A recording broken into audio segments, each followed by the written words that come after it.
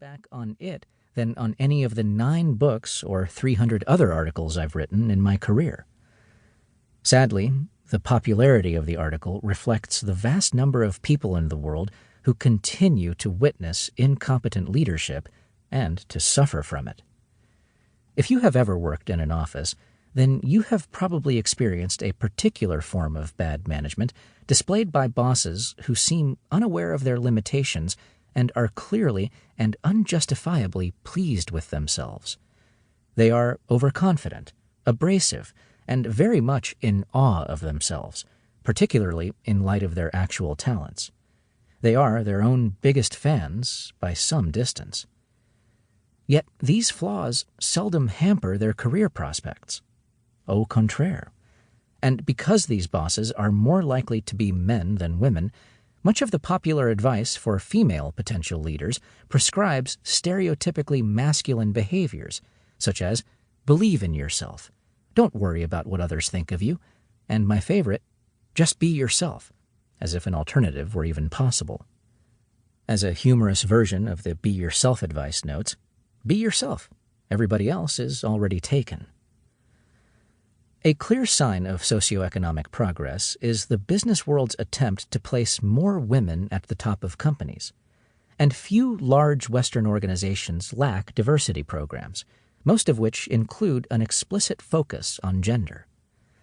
The programs, however, primarily aim to help women emulate men, with the underlying assumptions that women deserve the same, or can also do it.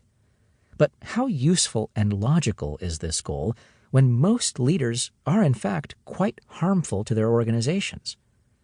Instead of treating leadership like some kind of glamorous career destination or personal reward for reaching the top, we should remember that leadership is a resource for the organization.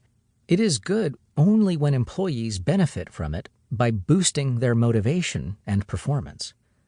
Elevating the standards of leadership, not simply having more women in charge, should be the top priority.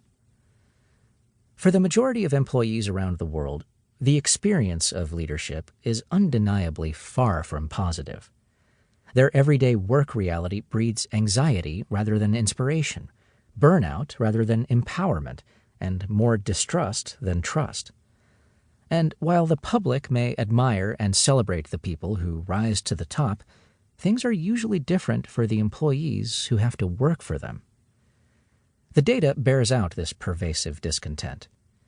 In a 2011 study of more than 14,000 human resource professionals and other managers, the respondents rated barely 26% of their current leaders positively, and only 18% of future leaders as promising. Similarly, senior executives have little faith in the potential of those they regard as successors.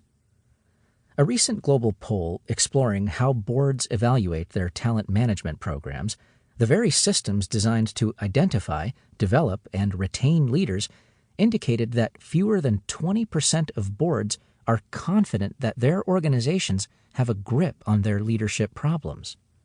And while this book will focus on organizational rather than political leaders, the situation is hardly better for governments and heads of state. Some 60% of people in the world believe that their country is on the wrong track, courtesy of their leaders. Women's paths to leadership are undoubtedly dotted with many barriers, including a very thick glass ceiling. But the more I have studied leaders and leadership, the more I believe that the much bigger problem is the lack of career obstacles for incompetent men. As we will hear, people tend to equate leadership with the very behaviors, overconfidence, for example, that often signal bad leadership. What's more, these behaviors are more common in the average man than in the average woman.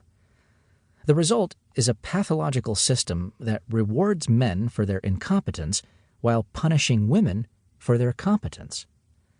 We need to replace our flawed leader evaluation criteria with more relevant, effective criteria, some that predict actual performance rather than individual career success. Things will get better, not just for women, but also for everyone else when we